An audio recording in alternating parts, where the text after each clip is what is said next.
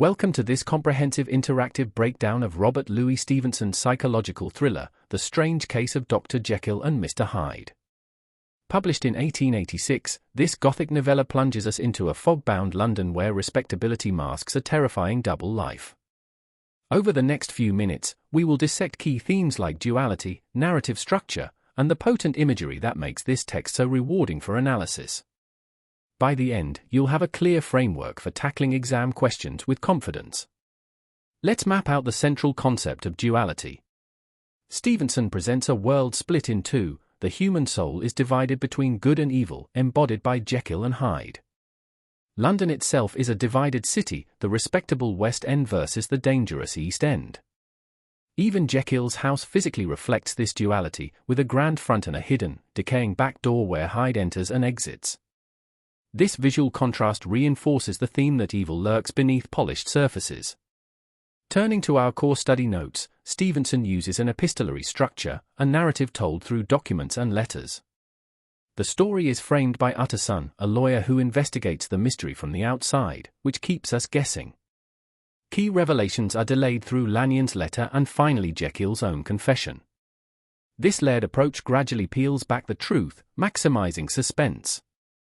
For AO2 analysis, remember to comment on how the choice of narrator affects what information we receive and when. Here's how Stevenson uses language to create a Gothic atmosphere.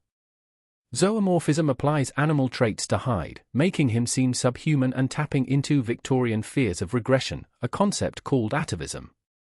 Pathetic fallacy uses weather to mirror mood. The thick, choking fog suggests moral corruption and confusion.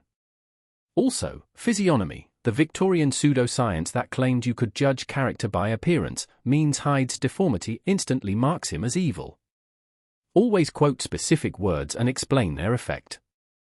Let's work through a typical 6-mark question. Start by selecting 2 strong quotations. For each, analyze the language. Ape liked his zoomorphism, making Hyde seem less than human. Then add context. Darwin's ideas about evolution were controversial, and the Victorians feared the possibility of degeneration back to a primitive state. Tie it all together in a clear paragraph that answers the question directly. Watch out for common mistakes. Many students fall into a simplistic good vs evil reading, but Stevenson shows that Jekyll contains the potential for evil within himself. His evil twin is part of him. Another pitfall is narrating the plot instead of analyzing Stevenson's methods. To get top marks, discuss how the narrative structure, epistolary, language, zoomorphism, pathetic fallacy, and context, Victorian fears, work together.